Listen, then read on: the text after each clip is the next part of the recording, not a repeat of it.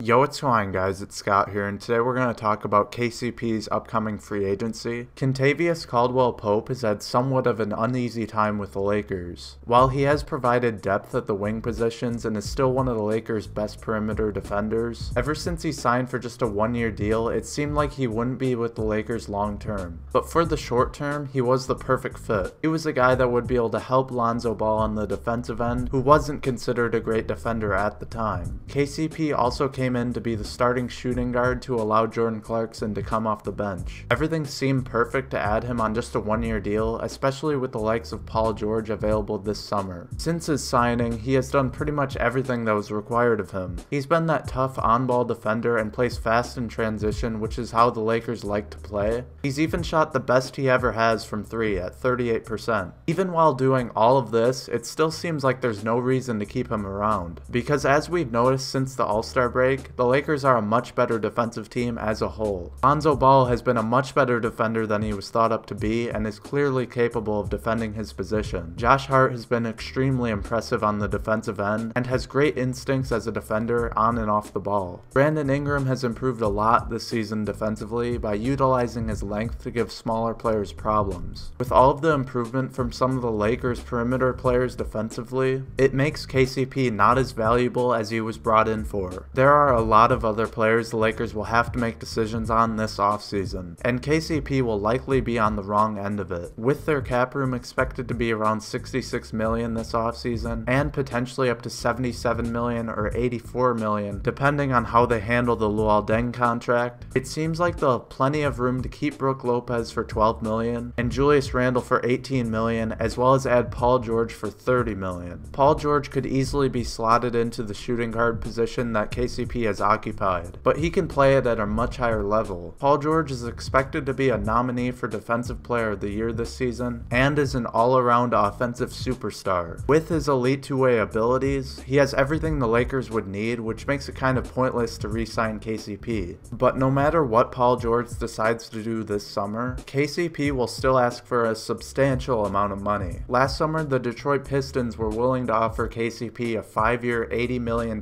contract, which he declined because he thought he was worthy of more. Therefore, he decided to sign just a one-year deal with the Lakers to improve his stock for this summer. While he may not have improved his stock by much, at the very least he should expect a similar offer to what the Pistons offered him last summer. I highly doubt the Lakers would give KCP a long-term deal because he's just a rotation player. The only way the Lakers would keep KCP is by offering him a similar deal to what he signed for last summer. But even then, that only happens if Paul George isn't signed. But let's say Paul George doesn't join the Lakers. Even then, it still seems like the Lakers would want to look somewhere else. Josh Hart looks like he has the potential to be a starter in the future. Hart has 3 years left on a cheap rookie contract and is 2 years younger than KCP. The Lakers should want to invest in his potential, and re-signing KCP would prevent Hart from being their starting shooting guard. While Hart would be the ideal replacement for KCP if the Lakers can't get Paul George, the Lakers will still like to hold on to their cap space for 2019 free agency. That free agency class possesses a lot of star wing players. Two of them in particular are Klay Thompson and Kawhi Leonard, who are both superstar two-way wings that are also Los Angeles natives. The Lakers should have room to add one of them if they don't get Paul George, and only invest in Brook Lopez and Julius Randle long term. All in all, re-signing KCP should be one of the Lakers' last options when it comes to free agency. In terms of 3-and-D wing players, there are so many other directions the Lakers can go to. This offseason, KCP will want his big payday, and I'm sure he'd like to have a longer deal than just 1 year. Unless he is somehow willing to sign for another 1-year deal, I highly doubt he'll be a Laker next season. That's all I have for this video, guys. I hope you did enjoy. Make sure you subscribe if you want to see more Lakers content, and leave a like if you enjoyed, and thanks for watching.